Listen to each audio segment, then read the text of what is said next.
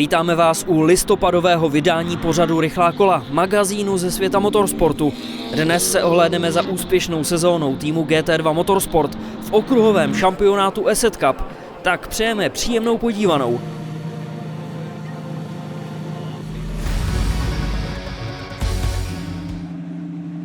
Úřadující šampion Libor Milota hned při úvodním podniku pocítil, že po příchodu nových konkurentů do startovního pole nebude cesta za obhajobou titulu snadná. Zatímco z vytrvalostního závodu a úvodního sprintu si odnesl v rámci třídy GT3 třetí místa, ve druhém sprintu se musel smířit s pátou pozicí. Jeho závěrečné vystoupení bylo ovlivněné kolizí. Již po startu šel do hodin po kontaktu s Joachimem Galášem a propadl se na chvost. Podobně na tom byl i Denis Vašek. Ten sice také vstupoval do nové sezóny sprintových závodů třídy GTC. V Německu se ale ukázalo, že záludnými soupeři pro něj budou zejména piloti stáje Mičánek Motorsport Powered by Bagheera, Joachim Galáš a Matěj Pavlíček s vozy Lamborghini Huracan ST novější, druhé generace. Zatímco při prvním sprintu v Oscherslebenu Vašek podlehl oběma z této dvojce a skončil třetí, druhé sprintové klání mu přineslo druhou pozici. Zatímco Oschersleben opouštěl Libor Milota se smíšenými pocity, po druhém podniku na Hungaroringu už byl o poznání spokojenější. Tentokrát totiž vystoupal na stupně vítězů ve všech třech víkendových jízdách. První sprint sice dokončil jako třetí za Filipem Salakvardou a Neilem Verhagenem. Ve vytrvalosti a druhém sprintovém klání už se ale posunul na druhou příčku.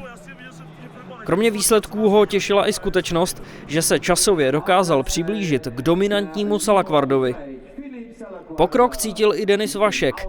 Ten si stejně jako v Německu připsal ve sprintech třídy GTC druhé, respektive třetí místo. V úvodní jízdě dokázal porazit mimo jiné i Matěje Pavlíčka s vozem Lamborghini Huracan druhé generace. Do tohoto závodu navíc startoval jako první, neboť v kvalifikaci zajel nejrychlejší čas. V průběžném pořadí šampionátu zůstával třetí. Z Rakouska si Milota odvezl 2 trofeje. Na obě dosáhl při nedělních sprintových závodech. Zatímco úvodní jízdu dokončil jako třetí, druhý závod pro něj skončil stříbrným výsledkem. Při prvním závodě se musel po nočním dešti vypořádat s částečně mokrou tratí. Ve druhé jízdě pak bojoval s vysokým tlakem v pneumatikách. Ještě před pódiovými výsledky ve sprintu ale musel český jezdec řešit komplikovanou situaci. V závěru sobotního vytrvalostního závodu mu totiž prasklo rameno levého předního kola a tím pádem do cíle nedojel. Ačkoliv přes noc nebylo snadné jeho Mercedes opravit, dostalo se mu pomoci od polské stáje Goodspeed. Právě ta půjčila Milotovi horní rameno. Milotovi se tak vrátil dobrý skutek zpátku, kdy týmu poskytl náhradní díly po poruše motoru. Denisi Vaškovi musel tentokrát stačit jeden bronz. Na něj dosáhl v prvním závodě i přesto, že před víkendem onemocněl. Navíc se po nočním dešti rozhodl zvolit mokré nastavení. To se ale neukázalo jako správná volba, neboť dráha postupně osychala. Víkend ale pro Vaška skončil špatně. Druhou jízdu totiž kvůli poruše motoru nedokončil.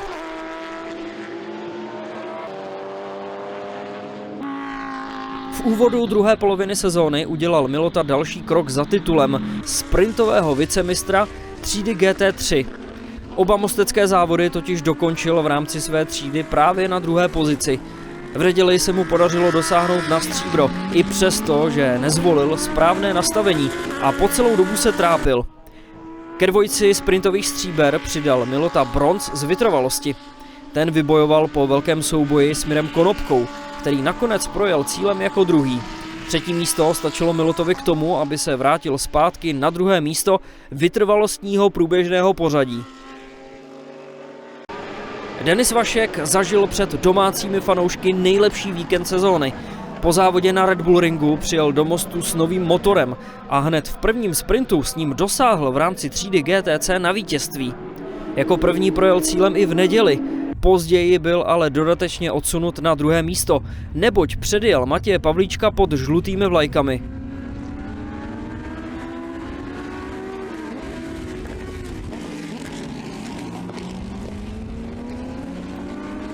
Slovenský víkend se u Libora Miloty nesl ve znamení stříbrných oslav.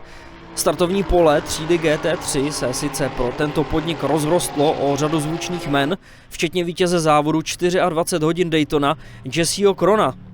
A ve sprintech se proto rodák z Jablonce nad Nisou umístil dvakrát těsně pod stupní vítězů, jako čtvrtý, přesto ale mohl být spokojen. Tyto výsledky mu totiž definitivně stačily k tomu, aby se stal ve třídě GT3 sprintovým vicemistrem. K celkovému stříbru se přiblížil i ve vytrvalosti. Zde dojel do cíle na druhém místě.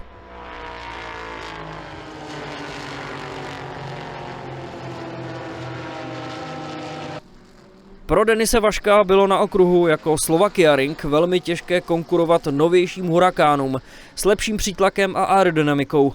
Ve sprintech třídy GTC si tak připsal 2 třetí místa, což bylo za daných okolností maximum možného.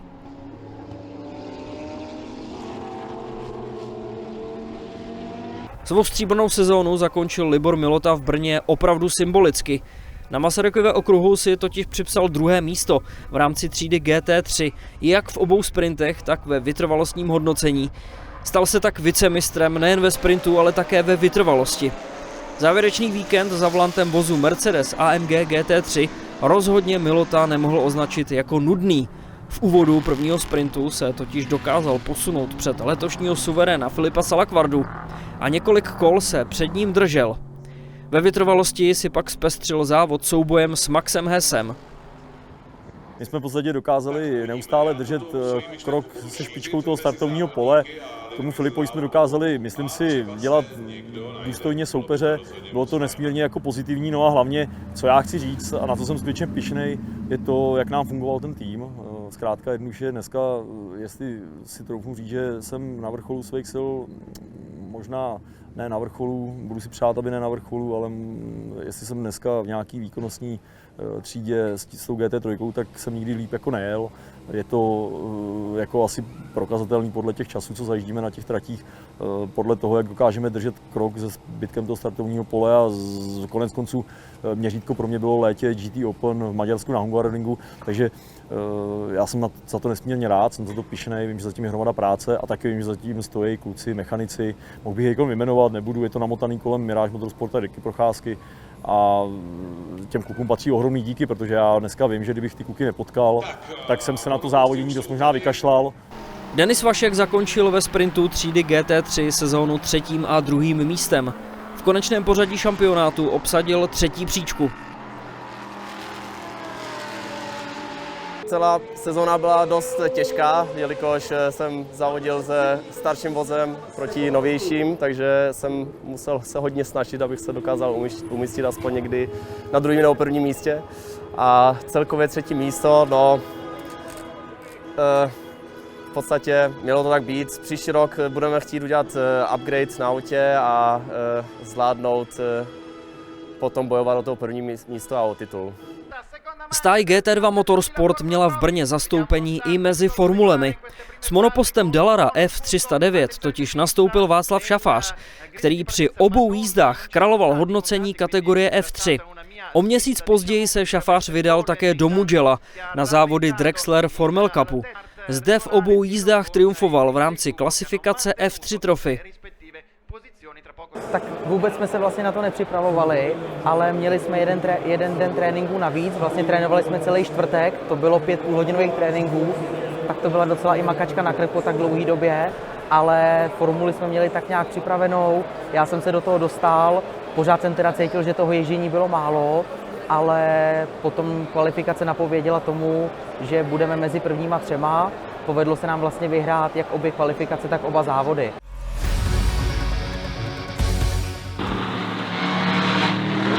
A to je pro dnešní den vše. My se na vás budeme těšit zase příště. Na viděnou.